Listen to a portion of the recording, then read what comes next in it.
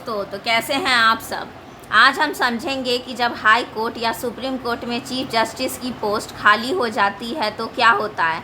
ये कन्फ्यूज़न अक्सर होता है कि एक्टिंग चीफ जस्टिस और एड हॉक चीफ जस्टिस में क्या फ़र्क है। तो चलिए इस फ्लो चार्ट के थ्रू स्टेप बाय स्टेप समझते हैं। सबसे पहले मान लीजिए कि किसी हाई कोर्ट या सुप्रीम कोर्ट में चीफ जस्टिस की पोस्ट खाली हो गई या वो लीव पर गए हैं। अब दो सिचुएशन बनती है, एक ऑफिशियल और एक नॉन ऑफिशियल। पहली सिचुएशन है कि एक्टिंग चीफ जस्टिस की, इससे कॉन्स्टिट्यूशन के आर्टिकल 223 के तहत बनाया जाता है। जब तक नए चीफ जस्टिस की अपॉइंटमेंट नहीं हो जाती है तब तक प्रेसिडेंट ऑफ इंडिया उस हाई कोर्ट के सीनियर मोस्ट जज को एक्टिंग चीफ जस्टिस बना देते हैं। आर्टिकल 223 के अंडर ये अपॉइंटमेंट होता है और प्रेसिडेंट ऑफ इंडिया इस अपॉइंटमेंट को करते हैं और सीनियर मोस्ट जज को ही जिम्मेदारी मिलती है। ये एक ऑफिशियल और रिकॉग्नाइज पोस्ट है और एक्टिंग चीफ जस्टिस के पास वही पावर्स होती हैं जो एक चीफ जस्टिस के पास होती है, बस उनका टेन्योर टेम्प्रोरी होता है। मतलब वो हाई कोर्ट या सुप्रीम कोर्ट के पूरे काम को चीफ जस्टिस की तरह चलाते हैं जब तक रेगुलर चीफ जस्टिस की अपॉइंटमेंट नहीं हो जाती है। अब दूसरी तरफ एक और टर्म यूज़ होता है एड हॉक चीफ जस्टिस, लेकिन ये एक ऑफिशियल पोस्ट नहीं है, कॉन्स्टिट्यूशन में इसका जिक्र नहीं है।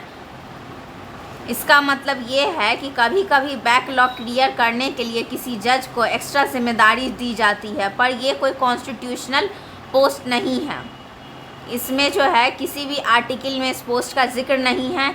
ये सिर्फ एक कॉलोनियल या एडमिनिस्ट्रेटिव यूज़ है जिससे ये नाम आया हुआ है एड हॉक जजेस से। आर्टिकल 224A पर्पस इसका यही है कि बैकलॉग क्लियर करना या टेम्प्रोरी अरेंजमेंट होता है।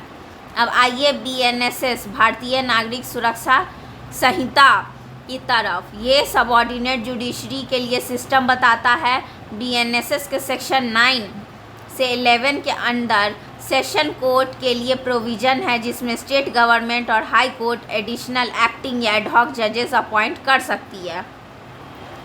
लेकिन ध्यान रहे कि चीफ जस्टिस के लिए ये BNSS लागू नहीं होता है, क्योंकि चीफ जस्टिस का अपॉइंटमेंट कॉन्स्टिट्यूशन गवर्न करता है, ना कि BNSS से सिर्फ सेशन कोर्ट्स का ही सेटअप होता है। एडिशनल एक्टिंग या उनके एडहॉक जजेस का अपॉइंटमेंट पॉसिबल है, ये सिर्फ सबऑर्डिनेट लेवल पे ही होता है। तो दोस्तों, कंक्लूजन ये है कि एक्टिंग चीफ जस्टिस एक कॉन्स्टिट्यूशनल और ऑफिशियल पोस्ट है, जबकि एडहॉक चीफ जस्टिस सिर्फ एक इनफॉर्मल टर्म है जिसका यूज़ बैकलॉग या टेम्प्रोरी अरेंजमेंट के लिए होता है।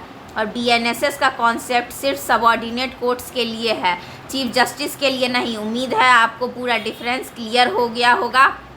और अगर आपको मेरी ये वीडियोस पसंद आती है तो आप मेरे चैनल को लाइक कर सकते हैं।